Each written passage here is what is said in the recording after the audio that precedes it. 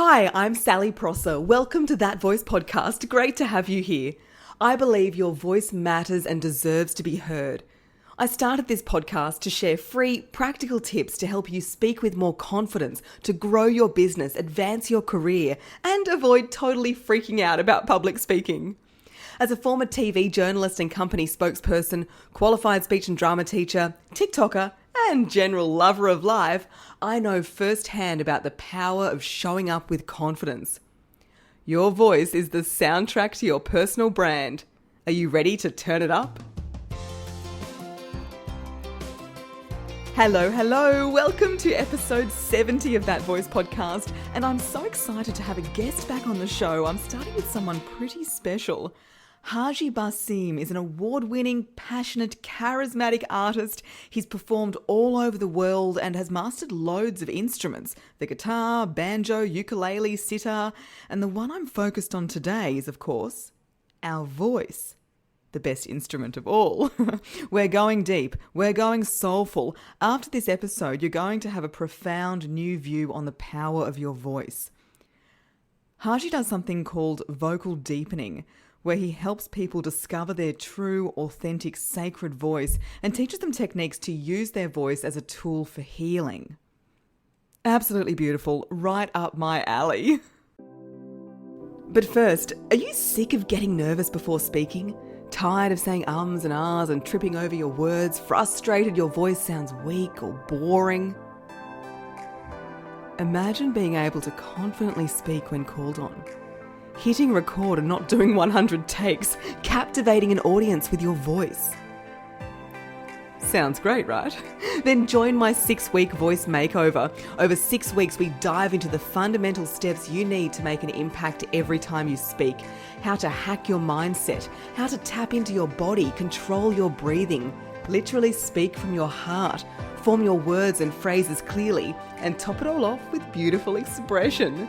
To make it happen, join my 6-week voice makeover by heading to my website, sallyprosser.com.au, or just click the link in the show notes. Look forward to seeing you there. Okay, are you ready for Haji? In this divine episode, you'll also be treated to some gorgeous singing, and I won't ruin the vibe for you with my outro. So at the end of this chat, take that beautiful energy from Haji's singing voice straight into your day. Okay, let's go. Haji Basim, welcome to That Voice podcast. It's so great to have you here. It's wonderful to be here, Sally. Thank you for having me. And being my very first interview for the new season of the podcast, I'm going to dive straight in there. Haji, I would love to know, what does your voice mean to you? My voice to me is a tool for healing and a vehicle of expression. I find that throughout singing in my career, throughout life, it's been a inspiration to others and a way to uplift others. And that's a tool for healing, and a vehicle for expression is that my voice has taken me many places all around the world just from my following it and having it teach me and show me what it has to show me. Yeah. And was there a time in your life when you knew that voice was what you had to go for, or sound was where you had to go? My first experience with my voice happened when I was at a small Southern Baptist church in Georgia, which is the south of America. And it was nothing but black folk in this small little church. And they would have some deacons would stand up on the pulpit and they would sing a scripture from the Bible, and the congregation would respond. It went like they would sing, "I know love is real." And I'm in the audience listening to them sing this. And then from around me, these voices begin to erupt that are coming from a place of joy, of faith, of pain and belief. I know love is real. And that for me was my first experience of sacredness and sound. And that started my journey throughout the rest of my life, focusing for how that showed up in different cultures and different systems. Oh, I love that so much. And explain to us, what is vocal deepening? Sure.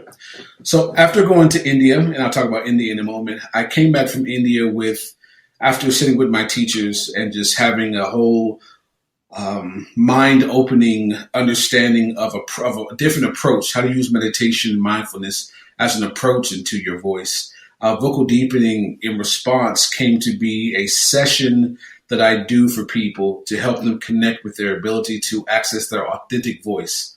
I find that very, very often in our lives, especially in the Western culture, we were brought up singing Mary Had a Little Lamb. And it was popping back at those days, but what I learned in India is that there's so many microtones in between the notes that we call of our quarter notes and all this, but they really use interesting ways to connect with those in between tones, which automatically makes them connect with their voice in a deeper way, to where they can express in a more authentic way. So I take some of those elements of meditation and mindfulness and toning and breath work and intention, and I've created a package that helps people connect with their voice called Vocal Deepening.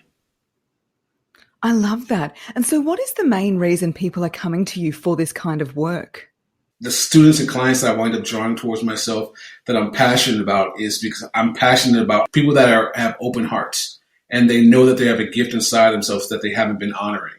And from the work that I do as far as honoring the gifts inside, which is the voice, which is the intention to express authentically from yourself as a form of healing, as a form of expression, people see that I'm doing that on the regular from my performances, from the courses I teach, from the masterminds I offer, and they're drawn to that different approach to music. A lot of times some music teachers can be very technically based and structurally based, which has its form or its way in music production. But a lot of times some of those people that I get have had the angry old Russian teacher that taught them, no, it's the wrong note. No, and then their childlike desire to play music is being squashed out over and over again for playing the wrong answer or giving the wrong answer or playing the wrong note. So those people come to me usually that have had some trauma in the past of connecting with music. And one of my passions is creating spaces or a container for people to come together and really dive into exploring what their authentic voice and their sound is. Oh, Haji, I love that so much. And I think that we can definitely apply that to public speaking. You know, a lot of people have a really bad first experience with speaking where they're in front of the teacher and they're being marked on whether they say a particular word right. And these kind of doubts stay with people. And one of my aims for what I do is for people to, as you're doing, find that joy and connection with speaking again. Mm-hmm. So if we were to do a little exercise now, this is putting myself on the spot. Okay.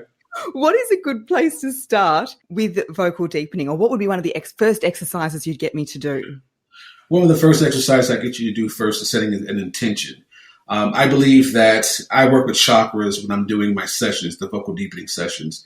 And I believe in state and space when I instruct people. And part of space and state has to do with the state of mind that you're in and the space that you're creating with your thoughts. So the first thing I would do is start a brief meditation and then allow people to do a guided meditation to really connect with their intention for this vocal deepening practice. I related to yoga. Like when you start a yoga practice, you want to have some kind of an affirmation, intention, or something to lead you throughout your practice. So all of your breath, all of your movements, all your asanas lead you towards whatever your desire is. You start with the meditation, creating the affirmation. And then after that, we would do different kinds of breath work. And the breath work is just to get really into your diaphragm, get into your body, to find the air pockets beneath your diaphragm and your stomach and your sits bone, and really just connect with your inhalation and your exhalation. So those were the first two things that I would do. Sounds very similar to what I would do as well, because the speaking voice and the singing voice, I guess the voice as an instrument, it all starts from the same place, doesn't it? Yes, it does. Yeah. The breath in the body. Yeah, the breath being the power for the voice. So Haji, you mentioned that you spent a fair bit of time in India. Yes. And you mentioned that one of the things you noticed was there are tones, I guess, within the tones that we might have been brought up with. Yes. What else did your time there teach you about voice and the power of our voice? So going into voice, I was there to find an instrument called a sitar. It's a 27-string chorded instrument from India that's played in a lot of Hindustani music. In India, northern music is Hindustani and southern music is Carnatic. And I was up in northern India in Varanasi. So, of course, Indian instruments are made to mimic the voice because all of Indian music is revolved around the voice. So their instruments in times will be mimicking what the voice is doing. So one day, before I got my sitar, I was walking around the city of India, or the city of Varanasi, and I was having chai tea with different sitar makers and sitar teachers, just to get a better idea of the differences between how Westerners approach music and how Easterners approach music. And what's this Eastern thing that pulls in this serenity or this tranquility when you hear it playing? Like, where's that coming from? So I was sitting with a couple of a particular sitar maker, and he passed me some chai tea, and he said to me, "Oh, Haji Bai." And when they say, they put the Bai on the end of your name if they have some kind of affection for you. "Oh, Haji Bai. Music for an Indian is far, far more than just for pleasure or for mere entertainment. Music for an Indian, Haji Bai, is food for the soul." And I was like, oh, I can relate that. And I was transported back to that pew, sitting inside of that church in Southern Baptist and hearing those people sing from their hearts and really expressing the connection of their soul to their voice. And that, to me, made so much sense. I'll go into one more lesson I learned too. Me and Baba Krishna, who was the gentleman that wound up teaching me how to play the sitar, he would sit down by the banks with me, and we would sing, and then we would practice sitar. And I was really getting it very quickly because I had a passion for music. And he told me one time, "I want you to stop." He's not usually very strict or stern. I said, "Okay, Baba Krishna, what do you want me to do?" "I want you to play one string, one note for 30 minutes.